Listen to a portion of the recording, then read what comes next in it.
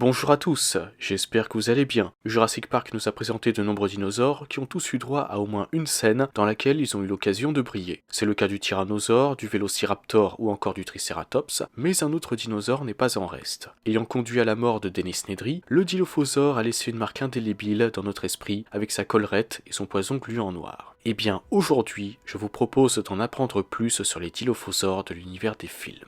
Les dilophosaures faisaient partie des espèces ramenées à la vie par InGen pour son parc. D'après la liste de la société répertoriant toutes les espèces existant sur les deux îles et le nombre d'individus pour chacune, 17 dilophosaures furent créés sur Isla Sorna et 5 d'entre eux furent amenés sur Isla Nublar. Ces animaux étaient d'ailleurs les premiers qu'il était possible d'apercevoir lors du tour du parc en voiture. Étrangement, les dilophosaures ont une collerette et sont venimeux. Leur venin provoque la cécité et éventuellement la paralysie. En se basant sur les recherches du docteur Henry Wu, le fait qu'ils soient venimeux pourrait être dû à l'ADN de Dendrobat leucomelas, aussi connu sous le nom de grenouille vénéneuse, qui était compatible avec le génome des dilophosaures, tandis que ce n'était pas le cas pour les vélociraptors. Il est également à noter qu'ils mesurent 1,5 m de haut et 2,7 m de long. Comme vous le savez, ces dinosaures ne seront pas aperçus par l'équipe d'inspection du parc en 1993, mais l'un d'eux causera la mort de Dennis Nedry. Un an plus tard, en 1994, l'équipe de nettoyage d'InGen découvrit que la population de dilophosaures sur l'île n'avait pas évolué, elle était restée à 5 individus. Quant aux 12 autres dilophosaures restés sur Sorna, à l'instar des autres animaux de l'île, pendant le passage de l'ouragan Clarissa qui conduisit à l'abandon du site B, ils furent libérés par un employé d'InGen qui avait déverrouillé leur cage pour leur donner une chance de continuer à vivre. Et comme les autres animaux de Sorna, la population de dilophosaures sur l'île en 1996 était inconnue. Quelques années plus tard, en 2004, le dilophosaure faisait partie des espèces de Jurassic World, le nouveau parc de dinosaures devant ouvrir un an plus tard, le 30 mai 2005. Après la chute du parc en 2015, les dilophosaures vivaient en totale liberté sur l'île, et ce jusqu'à l'éruption du mont Sibo en 2018. L'un d'eux surprit d'ailleurs Jack, un mercenaire d'Eli Mills, en juin 2016. Quant à ceux qui vivaient sur Sorna, on ignore ce qui leur est arrivé. Après avoir constaté une baisse considérable de toute la population de l'île en 2004, Simon Masrani avait récupéré les animaux survivants du site B et les avait amenés sur Nublar avant de laisser Sorna à l'abandon.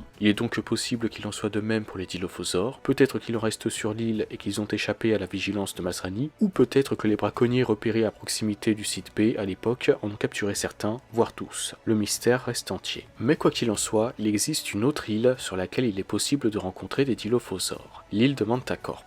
En juin 2016, la société transféra plusieurs dilophosaures dans son biome marécage. Il était possible d'y voir deux versions du dinosaure, la première avec une collerette jaune comprenant des rayures rouges, celle qu'il était possible de voir à Jurassic Park, et la seconde possédant une collerette marron rougeâtre ornée de rayures grises. D'autres différences existent aussi entre ces deux versions, comme vous pouvez le voir à l'écran. Il est également à noter que cette seconde version existait aussi sur Nublar. On ignore cependant s'il s'agit d'un dimorphisme sexuel ou si ce sont tout simplement deux versions différentes. En parlant de versions, il en existe aussi une troisième, celle de la vallée de Biocine, bien que nous ignorons si c'est la société elle-même qui a conçu ces dilophosaures ou si elle les a simplement capturés avant de les amener dans sa vallée. Cette version-ci possède une collerette orange clair ornée de rayures orange foncé. Tandis que certains dilophosaures vivaient dans la vallée de Biocine en 2022, d'autres avaient été aperçus ailleurs dans le monde. Les caractéristiques de leur environnement sont les suivantes. Des éclaboussures sombres sur les arbres semblables à des taches de peinture sèche, une odeur forte et acide due aux phéromones avec lesquels ils marquent leur territoire, du venin séché sur les arbres et beaucoup de petites carcasses dans un petit rayon. Il est également à noter qu'ils préfèrent les hautes herbes et que selon le département des animaux préhistoriques, si l'ouverture de la collerette du dilophosaure et ses cris stridents sont souvent perçus comme des signes d'attaque, en général, ils sont plutôt signes que l'animal se sent menacé. Pour finir, pour les personnes vivant à proximité d'un territoire de dilophosaure, il est recommandé de toujours garder des lunettes de protection sur soi.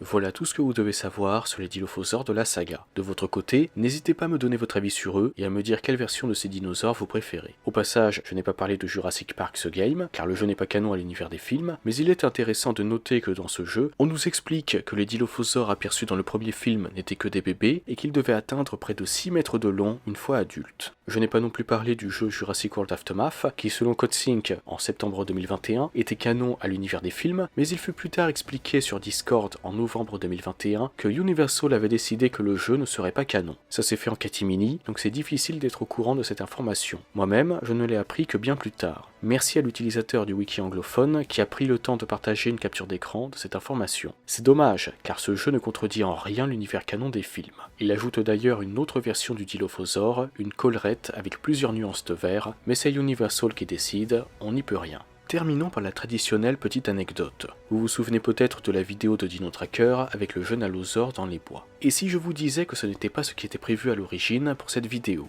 Eh bien, sachez que nous sommes passés à côté de quelque chose de radicalement différent. Dans la deuxième partie du making-of de Dino Tracker, le lien est comme d'habitude dans la description de la vidéo si vous souhaitez la regarder, l'équipe de Chaos Theorem nous révèle qu'il était prévu à l'origine qu'un Dilophosaure soit présent dans cette vidéo. Un Dilophosaure en CGI et donc en image de synthèse. Le Dilophosaure devait brusquement apparaître et déployer sa collerette avant de cracher son venin sur la caméra. L'équipe en était très satisfaite et a envoyé la vidéo à Universal qui a adoré et l'a ensuite envoyée à Colin Trevorrow. De votre côté, vous devez vous dire, ça semblait bien parti, pourquoi n'avons-nous pas eu cette vidéo? Eh bien voici la réponse. Colin Trevorrow ne voulait pas de Dilophosaure en CGI pour le film et apparemment ça concernait aussi la campagne marketing du film.